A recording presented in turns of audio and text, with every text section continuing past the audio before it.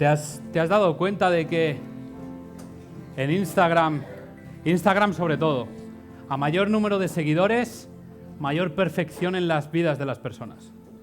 No sé si te has dado cuenta que no son como tú y como yo, de estar por casa, ¿no? Que colocas cualquier foto en Instagram, yo coloco cualquier foto cuando me acuerdo, como para que la gente sepa que aún estoy vivo, pero somos muy de estar por casa, ¿no? Colocamos cualquier foto, no importa el ángulo, no importa la posición. Bueno, alguno de vosotros lo curráis un poco, tardáis una hora en haceros una foto para que salga bien para el Instagram. Pero no sé si te has dado cuenta que las mayores estrellas siempre sacan fotos donde tienen casas perfectas, coches perfectos, familias perfectas. A mí lo de las familias me hace especial gracia, ¿sabes por qué?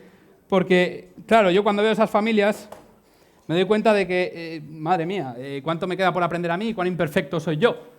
Porque yo veo esas familias tan perfectas y yo lo intento, ¿no? Esas familias con sus hijos donde todo el mundo está súper bien arreglado, súper bien vestido, súper bien peinado. Y yo pienso en cada mañana cuando voy al colegio con mis hijos, yo lo intento como creo que todos nosotros lo intentamos, me levanto como la familia Telerín. Algunos no sabéis lo que es la familia Telerín, pero la familia Telerín, la canción esta de vamos a la cama, hay que descansar. ¿La conocéis, no? ¿No? Nos hacemos viejos, gente. Millennials para arriba nos hacemos viejos. Bueno, pues empiezo el día con esta canción, ¿no? De vamos al colegio, que vamos a aprender. Y 10 minutos después, antes de salir incluso de la puerta, cuando los niños ya me están estresando, me convierto en un cantante de heavy metal. ¡Vamos al colegio ya! Es como, enseguida perdemos los nervios y enseguida me doy cuenta de que esas vidas en Instagram son difíciles de llevar. Es como que vidas demasiado perfectas. Y ese es nuestro problema. Que vivimos en una sociedad en la que parece que lo que hay que hacer es perfecto. Tienes que tener la barba perfectamente perfilada, tienes que tener el pelo perfectamente definido, tienes que tener el trabajo perfecto, la familia perfecta, la pareja perfecta, el coche perfecto. Y es hasta estresante, ¿verdad? Porque vivimos visualizando una vida que en realidad es irreal. Porque no hay personas perfectas.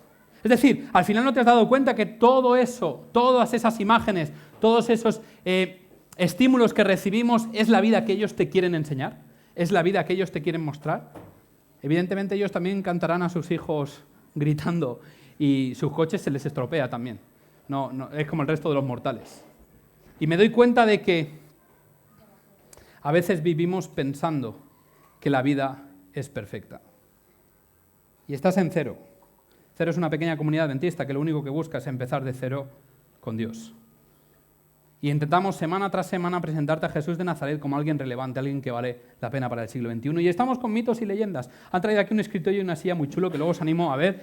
Estáis viendo que nos estamos ambientando poco a poco, sábado a sábado, en el ambiente de la época donde se buscaban los mitos y donde se buscaban las leyendas. Y hoy me gustaría hablar de un concepto, y es el que no existen personas perfectas. Hay personas ricas, hay personas famosas, hay personas guapas, y luego está Cristiano Ronaldo, pero ninguno somos perfectos, ni Cristiano Ronaldo, nadie es perfecto. Y aquí vengo al segundo mito. ¿Os acordáis el mito de la semana pasada, de la vez anterior? El mito de la vez anterior era los sacerdotes son los que dirigen la iglesia. Y en cierta manera un poco trampa porque, sí, los sacerdotes somos todos, y la iglesia la dirigimos entre todos los sacerdotes, hombres y mujeres. La iglesia de Dios donde Jesús solo es la cabeza y nadie más es el jefe de la iglesia. Y hoy te quiero hablar de un segundo mito. Mito número 2. Las iglesias están llenas de personas perfectas. Ya seas cristiano o no cristiano, seguramente da igual lo que seas, te has dado cuenta de que lo que tú piensas realmente es que las iglesias perfectamente no son. Ni los que las llenan son personas perfectas. Pero hay como una subcultura, ¿no? Como una subfilosofía de fondo que parece que los cristianos incluso tenemos que vivir la vida como si fuéramos perfectos. Y podemos esa obsesión por la perfección que está en la sociedad, la traemos a la iglesia, porque la iglesia, la perfección viene desde más lejos que la sociedad, y venimos y desarrollamos incluso una doble moral, porque venimos a ser iglesia, venimos a estar juntos y desarrollamos una doble moral, porque aquí todos perfectos. Bueno, en esta iglesia casi nadie se pone corbata, pero bueno, ¿me entendéis? ¿No? Todo el mundo intenta venir lo más guapo que puede, como mejor puede, ¿sabes? Es como que mi hijo, si se porta mal aquí entre vosotros, intento disimular. Bueno, hace tiempo que ya no lo hago, pero ¿me entendéis? ¿No? Todos intentamos disimular, intentamos parecer que somos una familia, que somos personas, pero en el fondo no somos personas perfectas e intentamos ser perfectos.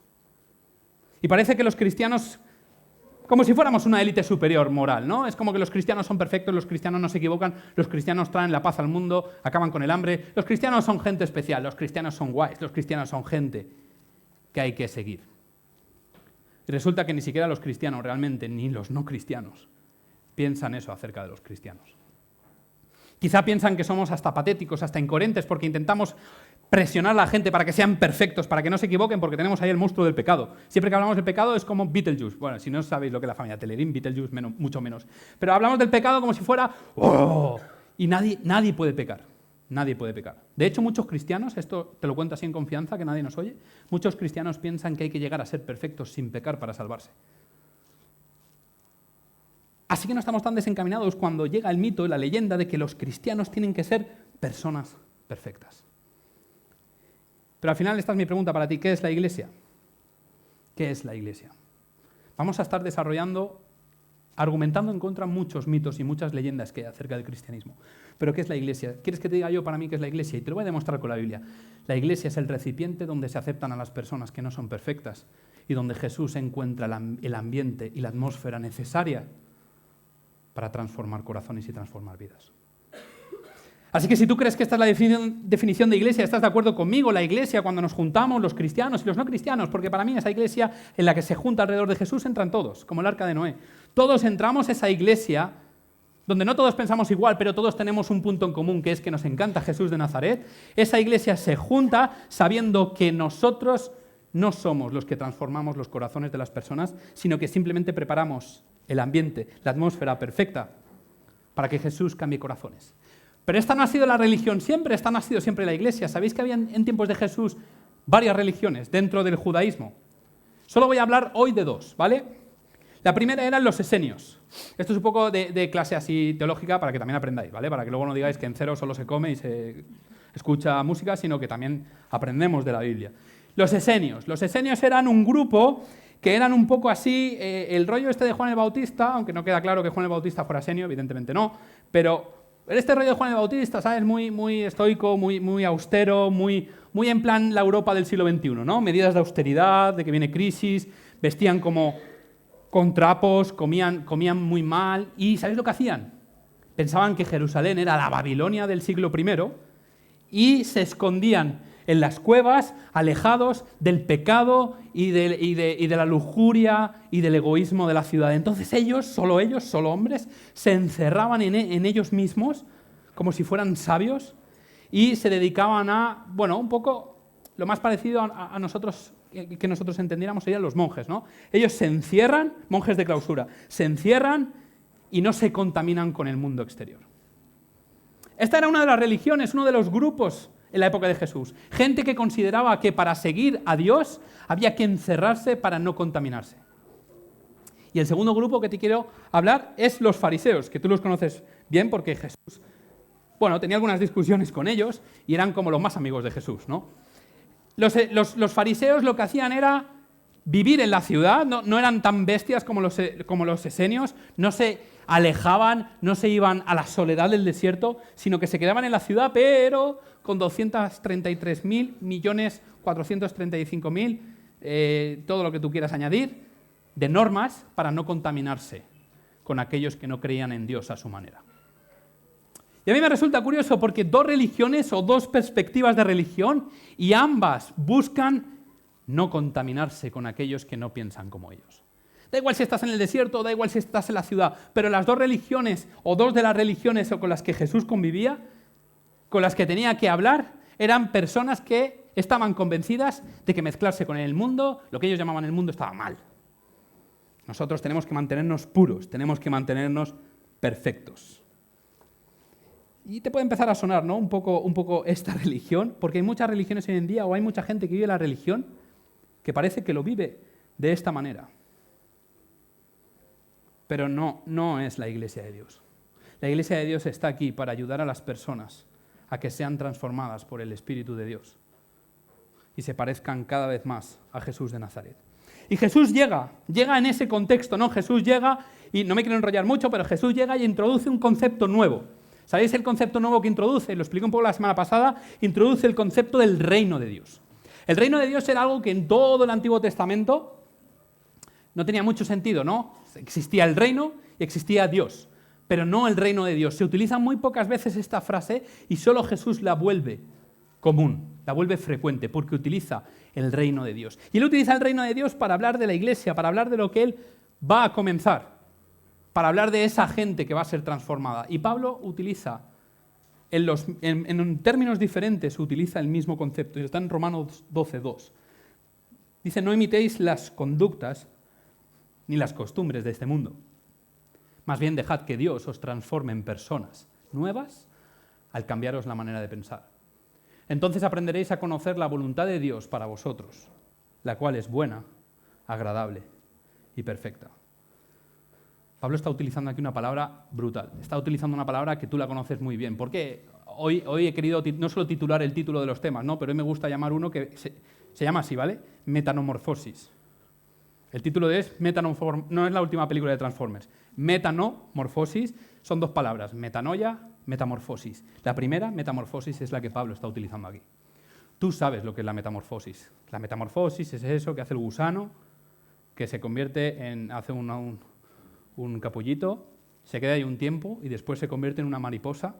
Realmente los gusanos de seda no son tan bonitos como la mariposa, no lo intentéis, son feos, pero feos, feos. O sea, es casi una polilla, da hasta asco. La naturaleza a veces es bonita, a veces no. Los gusanos de seda no se convierten en mariposas bonitas. Pero básicamente la idea de Pablo es la misma que la idea de Jesús. La idea de la iglesia es un lugar donde tú tienes que metamorfosearte, donde tienes que ser transformado. Y esta es la pregunta, porque si alguien viene a una iglesia, viene a una religión y lo único que recibe son juicios, son críticas, son ataques, son no aceptación de tal y como eres, estás impidiendo al Espíritu Santo ser transformado por el mismo Dios. Y el concepto del reino de Dios para Jesús es increíble, porque el concepto del reino de Dios para Jesús, 1, no es de este mundo, lo trasciende. 2, no tiene que ver con el poder, tiene que ver con las relaciones. Y 3, no se impone, es un reino que inspira. Yo no sé si has escuchado alguna vez entrevistas de jugadores de fútbol, de actores, de cantantes, ¿vale? Todos, cuando llega un momento en que les hacen la pregunta, ¿no? ¿Y quién es tu ídolo? ¿Quién es tu referente? ¿Quién ha sido el que más ha marcado tu carrera musical, futbolística, teatral? Todos tienen una persona, un actor, un futbolista, un lo que sea. Todos tienen una persona que marcó la manera en la que ellos han desarrollado su carrera. Y la iglesia solo es el lugar donde nuestro referente tiene que ser Jesús de Nazaret. Y yo me encuentro muchos cristianos en los cuales su referente no es Jesús de Nazaret. Su vida es cristiana, tienen prácticas cristianas, pero cuando llega la hora de elegir un referente, de boquilla es Dios. Pero en el modo de actuar, en el modo de vivir, en el modo de soñar, en el modo de esperar, Jesús de Nazaret no es su referente, o al menos no se le demuestra, porque no hacemos metamorfosis, porque no transformamos, porque no cambiamos nuestra manera de pensar, porque seguimos siendo egoístas, seguimos siendo avariciosos, seguimos esperando lo mejor para nosotros y lo peor para los demás. Es que el reino de Dios, la transformación que Jesús te está ofreciendo, que tú puedes empezar a coger desde ya, es un cambio no en lo exterior, sino en el interior. Hay muchos cristianos que viven una religión como los esenios, como los fariseos, una religión exterior, una religión de formas, una religión de si no me he visto así, si no me coloco estos adornos, si no hago esto, si no hago lo otro, soy cristiano. Pero Jesús te está diciendo que la verdadera religión, la religión del amor, transforma desde dentro hacia afuera. ¿Sabes uno de los ataques que Jesús más pronuncia contra los fariseos? Sois tumbas, adornadas por fuera, coloreadas, con bonitas esquelas, llenas de flores, pero por dentro estáis sucios, podridos. Porque la religión no es lo que yo muestro, la religión no es la cara bonita, la religión no es mis fotos en Instagram. No vivamos una religión como muchas estrellas venden su vida en Instagram, porque no somos perfectos y por eso necesitamos a Jesús. Y cuando tú entiendes esto, el cambio de Jesús en tu vida viene de dentro hacia afuera. Y entonces empiezas a vivir cambios y frutos en tu vida, tales como los que Pablo relata en Gálatas 5, 22 y 23. Dice, en cambio, la clase de fruto que el Espíritu Santo produce en vuestra vida es amor, alegría, paz, paciencia, gentileza, bondad, fidelidad, humildad y control propio. No te he puesto las malas, te he puesto las buenas. Lo otro no tiene nada que ver con el cristiano, no es fruto del cristiano. Esto es fruto del cristiano. No la envidia, la avaricia, el odio, los celos. No te voy a hacer levantar la mano, pero piensa mentalmente. Tú, cristiano, tú, cristiana, ¿cuántos de estos frutos tienes en tu día a día? ¿Cuántos cristianos empiezan la mañana alegres? ¡Venga! Hoy voy a dar el máximo en el trabajo. Hoy voy a demostrar que Jesús es mi inspiración y que mi futuro está asegurado. No el plan de pensiones que me he montado, sino mi futuro está asegurado, no tengo nada que temer en la vida y voy a vivir una vida alegre, una vida de paz. ¿Cómo salimos los cristianos por la mañana? Yo te puedo salir cómo salgo yo. Ya te lo he dicho, ¿no? Parezco el cantante de AC/DC. Un poco acabado también. ¿Dónde está nuestra paz? ¿Dónde está nuestra alegría? ¿Dónde está nuestra paciencia? Es que al final creemos que la religión es cumplir normas, obedecer dogmas. Creemos que es esto y no esto. Pero en realidad lo que Jesús te está diciendo es que la religión verdadera, la religión de Jesús, la religión, el reino, es una transformación que cambia tu esencia, cambia tu manera de vivir la vida. Y te convierte en una persona que vas al trabajo intentando dar lo mejor. Y si no te gusta el trabajo, lo cambias. Pero vives intentando inspirar a otros como Jesús te inspira a ti. Sin embargo, hay muchos cristianos que amargan la vida de las personas que les rodean. Y lo triste es que a veces esas personas, la única referencia que pueden tener de Jesús de Nazaret es esos cristianos. Y nos perdemos la oportunidad de demostrar lo que realmente Jesús es capaz de hacer en tu vida. Piensa, ¿cuántos años hace que Jesús forma parte de tu vida? Igual muy poquito. ¿Cuánta transformación has visto en tu vida en los últimos años? ¿Qué ha cambiado? ¿Sigues siendo la misma persona? ¿No has desarrollado más paciencia? ¿No tienes más paz? ¿No te has vuelto más gentil? ¿No eres más bondadoso, bondadosa? ¿No eres más fiel? ¿No tienes más humildad? ¿No tienes control propio? ¿Tienes más amor? Porque al final, la religión verdadera, la transformación, metamorfosis que Pablo, Jesús te están diciendo que viene con la aceptación de Jesús, es ser una persona nueva. Cuando le dice a Nicodemo tienes que nacer de nuevo, no es ahora empieza a cumplir el sábado, empieza a cumplir las normas de los alimentos y empieza a hacer todo esto. No está diciendo eso, está diciendo cambia totalmente tu manera de pensar, eres una nueva criatura. Ten más amor, desarrolla más la paciencia. No tengas miedo al futuro porque yo te entrego paz. Es todo esto lo que Jesús te está hablando y Jesús quiere transmitir esto con sus parábolas. Se han registrado más de 40 parábolas completas en todos los evangelios, al menos probablemente las que más dijo, porque seguro que dijo más, y muchas de ellas están relacionadas con la agricultura. Al final están desarrolladas con la agricultura, porque era su tiempo. Y el mayor error que cometemos muchas veces los cristianos es leer la Biblia en su tiempo y no saberla adaptar a nuestro tiempo. Si Jesús viviera en el siglo XXI, más allá de series de Netflix, si Jesús viviera en el siglo XXI, utilizaría ejemplos que tú y yo entendiéramos. Utilizaría palabras para transformación, para crecimiento, que tú y yo entendiéramos. Pero si tú te vas a una sociedad oriental del siglo I, Jesús cuenta historias como esta. Marcos 4, 31, 32. Dice, el reino de Dios, la iglesia, lo que yo he traído para ti, es como una semilla de mostaza sembrada en la tierra. Es la más pequeña de todas las semillas, pero se convierte en la planta más grande del huerto. Sus ramas llegan a ser tan grandes que los pájaros hacen nidos bajo su sombra. Es que Jesús te dice que todo lo que empieza con Jesús, todo lo que empieza con el reino, empieza con pequeñito. Y aquí quiero detenerme un momento para hablar de las expectativas que tú tienes en la vida. Porque Jesús dice que el reino de Dios es transformación y el reino de Dios es crecimiento. Y quizás en tu vida hace mucho tiempo que no ves crecimiento. Quizás en tu vida estás un poco triste, estás un poco decepcionado porque ves que tu vida no avanza. Ves que estás estancado o estancada en la misma etapa de tu vida desde hace demasiado tiempo. Y te gustaría escapar y seguir avanzando en tu vida, sentirte bien contigo mismo, contigo misma, y no lo consigues. Quizá no te gusta tu trabajo, quizá no te gusta tu peso, quizá no te gusta tu cara, quizá no te gustan muchas cosas de ti, quizá no te gusta tu familia, quizá no te gusta tu matrimonio, quizá piensas que es mejor dejarlo estar y empezar de nuevo. Pero Jesús te está diciendo que el reino de Dios empieza con las cosas pequeñas. ¿Sabes? A veces no dejamos ni siquiera que una semilla de mostaza transforme nuestro corazón. Jesús dice que si solo tuviéramos fe como esa semilla de mostaza, yo no sé si has visto esta semilla de mostaza alguna vez en tu vida, como somos urbanitas igual no lo hemos visto nunca, una semilla de mostaza es chiquitina, como un anís. No sabéis lo que es mostaza, vais a saber lo que es un anís. De esto de, bueno, da igual, es una pelotita así muy chiquitita, ¿vale? Jesús dice, si tuvieras fe como esto, Solo como esto necesito para entrar en tu corazón.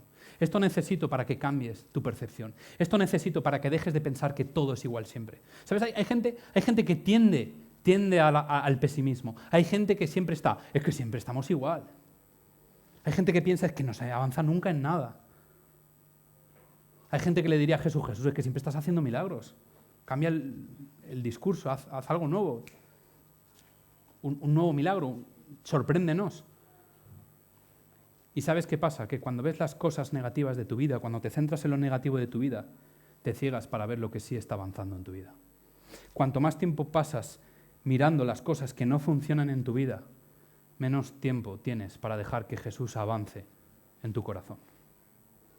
Cuando nosotros venimos a una iglesia y esperamos ver un producto acabado, pienso que somos como esos cristianos que cuando ven la semilla de mostaza dicen, Jesús, este no es el reino que nosotros esperábamos, esta no es la iglesia que nosotros esperábamos. Nosotros esperábamos una planta grande, una planta de 3, 4 metros, que es una planta de mostaza ya crecidita, ya madura, donde los pajaritos se posan para cantar. Yo esperaba ver la iglesia ahí. Yo esperaba ver los cristianos perfectos, ver esa planta gigante. Yo esperaba que en una comunidad la gente viniera y me hiciera sentir una estrella, o no, o la gente no me atosigara tanto porque sois muy pesados. Es que venimos a comunidades con un set, con un chip marcado y esperamos una atención prácticamente personalizada que, si te das cuenta, ni Vodafone, ni Movistar, ni ninguna de estas empresas consiguen darte. Porque esperamos ver un producto acabado, cuando de momento quizá no has dejado ni que la semilla empiece a crecer. Deja que la semilla de Jesús entre en tu corazón, porque la gente esperó que el reino, el Mesías, llegara con bombo y platillo a la humanidad. Y el Mesías, Dios hecho hombre, decidió venir en una cueva, probablemente maloliente, sin riquezas y sin lujos. Pero seguimos esperando ver un producto acabado. Somos un producto al final del marketing del siglo XXI, porque hasta con nuestros hijos actuamos igual. Esperamos que nuestros hijos se eduquen solos. Muchos padres esperan que sus hijos se eduquen solos o los eduque el iPad. Y así a veces nos va. Esperamos todo producto acabado. Venimos a la iglesia y esperamos un producto acabado. Las relaciones, esperamos un producto acabado. Cuando dos chavales empiezan a estar juntos, es como que, bueno, ya deberíamos tener un amor tan apasionado como cualquier pareja que lleva 10, 20 años juntos. Esperamos que todo esté acabado y perfecto. Y no nos gusta trabajar o dejar que el amor, que las relaciones, que las cosas que cuestan en esta vida crezcan al ritmo que necesitan crecer. Y todo se resume a procesos. Quizás estamos demasiado obsesionados con que todo el mundo piense como yo. Mira, te voy a contar algo. Yo no sé si tú sabías esto, ¿vale? Emilia sí lo sabe. En Bulgaria, para decir sí, hacen así, ¿verdad? Y para decir no, hacen así. ¿Vale? ¿Lo sabías? No, pues yo tampoco. El caso es que fui a Bulgaria en septiembre.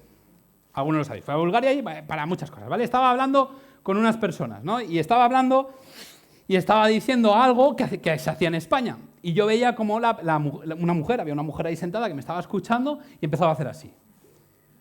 Pensando. No me acuerdo qué era, ¿vale? Pero imaginaos no sé, que en Valencia se hacen paellas. ¿Vale? O sea, me vas a decir tú a mí si en Valencia se hacen paellas o no, tú que no eres de aquí. Y yo decía, no me acuerdo qué era, de verdad. Y yo insistiendo en mi idea. Papam, papam. Y la mujer. Y yo me estaba poniendo nervioso y estaba diciendo, ¿pero esto qué es? La mujer seguía así. Y yo ya es como me lo tomé súper mal y dije, pero ¿cómo que no? Tú vas a pensar como yo porque es mi país y me vas a decir también lo que hacemos en mi país. Y empecé que cada vez más enérgicamente. Claro, a la pobre mujer no le dije... Simplemente estaba hablando, ¿no? Pero a veces miraba de reojo y la mujer cada vez con más fuerza. La mujer parecía la niña del exorcista y ¡oh! Hubo un momento en que me enfadé y dije, ¿pero esto qué es? Y me senté y me callé y dije, ya no voy a hablar más. Estoy harto. Claro, luego descubrí, al poco tiempo, que en Bulgaria para decir sí hacen así.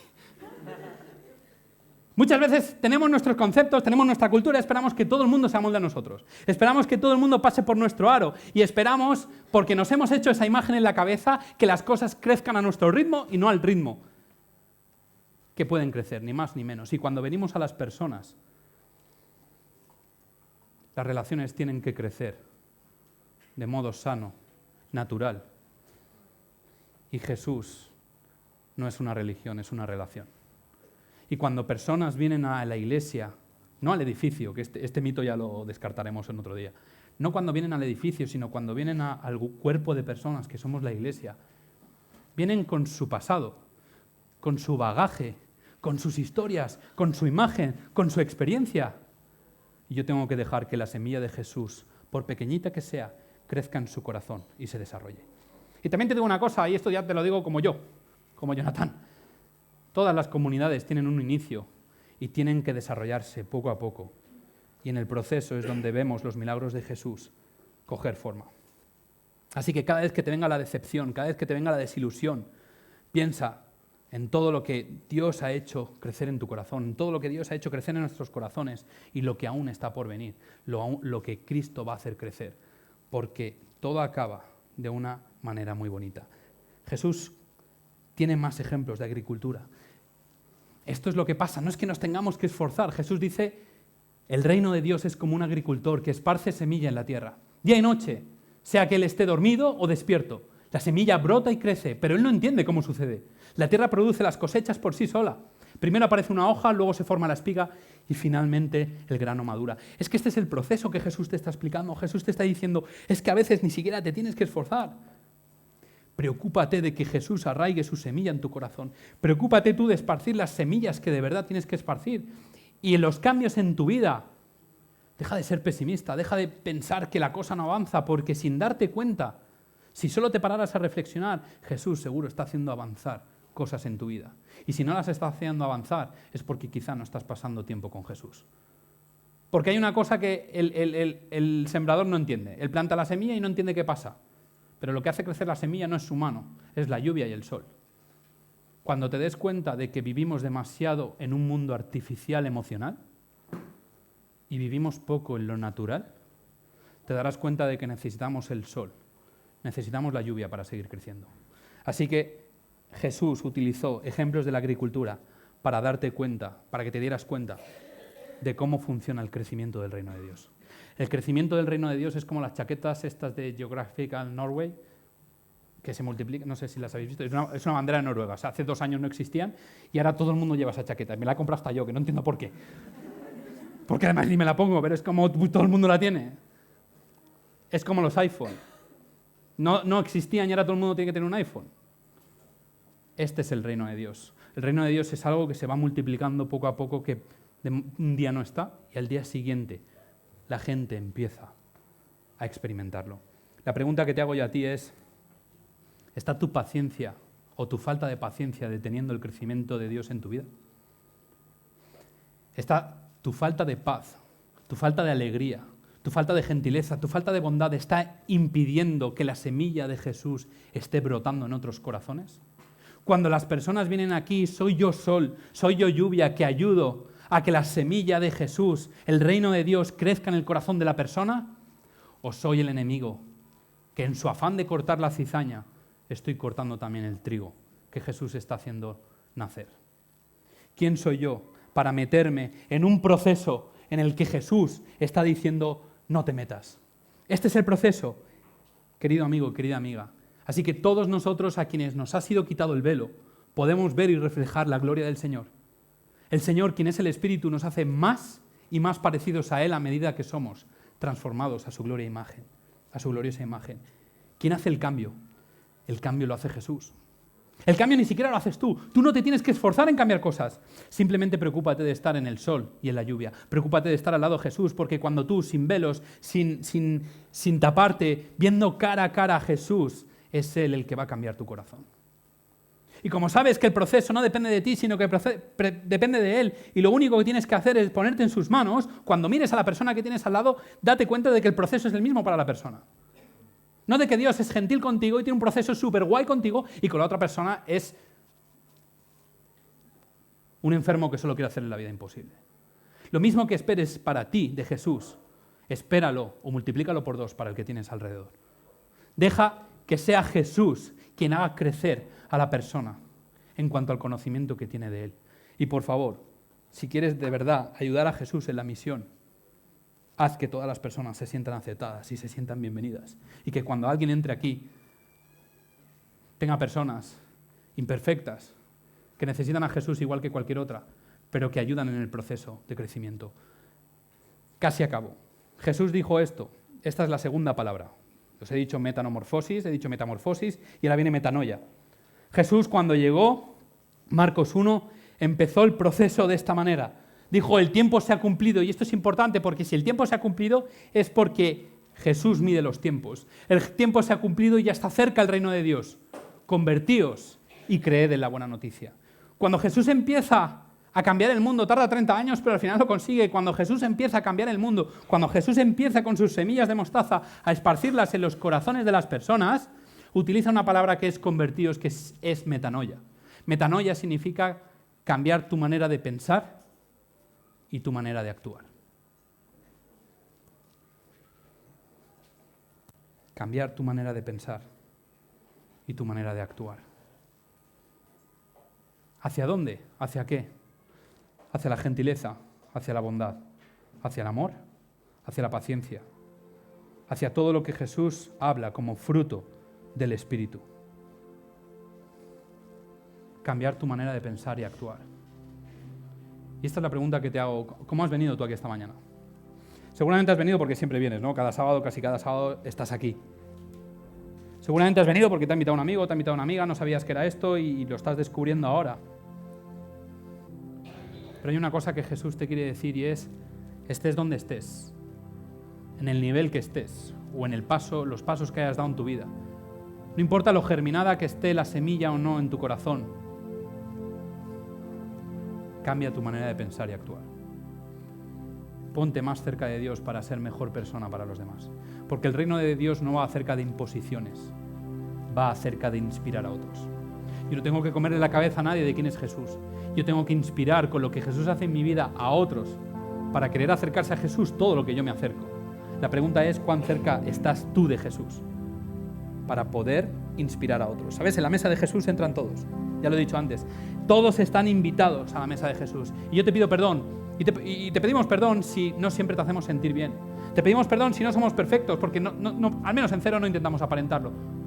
Y si hay alguien que lo intenta, pues tampoco. Te estás equivocando, no estás intentando aparentar ser perfecto. No somos perfectos, necesitamos a Jesús tanto como tú. Todos necesitamos a Jesús. No por ser yo el pastor de cero soy mejor que tú. No por haber estado 5 años estudiando y pagando una pasta, por cierto. Soy mejor que tú. Nadie es mejor que nadie y todos necesitamos a Jesús. La pregunta es, ¿qué vas a hacer tú para que todos estén invitados realmente a la mesa de Jesús? ¿Qué vas a hacer cuando un invitado venga y se siente a la mesa de Jesús y tú estás sentado ya en la mesa? ¿Te vas a sentar? ¿Le vas a ceder la silla? Porque ese es el fruto del Espíritu, benignidad, bondad. Jesús inicia algo más grande que nosotros mismos. Me gustaría pedirte un reto. Dejemos de mirar en nuestra vida el pesimismo. Dejemos de mirar en la iglesia el pesimismo. Deja de mirar en tus relaciones el pesimismo. Deja de mirar en tu trabajo el pesimismo y empieza a pensar cómo Jesús te puede ayudar a dar lo mejor de ti en tu trabajo, en tu familia, en tu pareja, en la iglesia.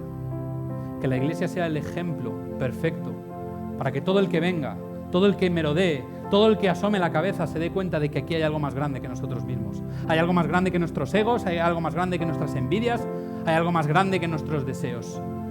Ese algo más grande es Jesús. Y Jesús nos mueve precisamente en el polo opuesto. Y te dejo con este texto, Filipenses 1:6. Dice, estoy seguro de que Dios, quien comenzó la buena obra en vosotros, la continuará hasta que quede completamente terminada el día de Cristo Jesús vuelva. Y esto responde a todas nuestras incógnitas. ¿Los cristianos son perfectos? No. Los cristianos son personas que se dejan trabajar por Jesús hasta que, cuando Él vuelva, seremos obras finalizadas. Deja de mirar la iglesia como un producto acabado. La iglesia tiene que seguir mejorando, tiene que seguir creciendo y, por cierto, la iglesia te necesita a ti para seguir creciendo, seguir mejorando. La iglesia necesita que todos sigamos poniéndonos en los pies y en las manos de Jesús para que Él siga haciendo su trabajo misterioso, increíble, de cambiar nuestros corazones. Me gustaría en esta serie que hablamos de mitos y leyendas que realmente hubiera cambios en tu vida, que realmente dejaras a Dios, al Espíritu Santo entrar en tu corazón. Dejaras que la filosofía, la cultura de Jesús entrara en ti. Y que las iglesias no fueran lugares donde se junta gente y se encierra durante unas horas, una vez a la semana, sino que fueran centros de influencia que inspiren a una humanidad que necesita la cultura de Jesús. Así que me gustaría que ahora tuvieras un tiempo, como cada sábado te regalamos, un tiempo personal, a solas, con Dios. Es un tiempo para orar, rezar, meditar, llámalo como tú quieras, vengas de donde vengas, llámalo como tú desees. Pero es un momento donde nadie te va a molestar, vamos a apagar las luces, seguirá sonando una música suave y tú puedes abrir tu corazón a Dios y decir, yo quiero esa semilla. Es pequeña, lo sé, pero quiero que siga creciendo. Y si hace tiempo que esa semilla está muerta, Jesús tiene la capacidad de resucitar esa semilla y volverla a plantar en tu corazón. Vuélvele a decir a Dios, quiero empezar contigo desde cero. Pon esa semilla otra vez en mí. Ayúdame a crecer. Quiero ser mejor persona, pero no porque yo me vaya a esforzar, sino porque me voy a pegar a ti para que tú me inspires. Y voy a inspirar a las personas que me rodean. Tómate el tiempo que necesites para estar a solas con Dios.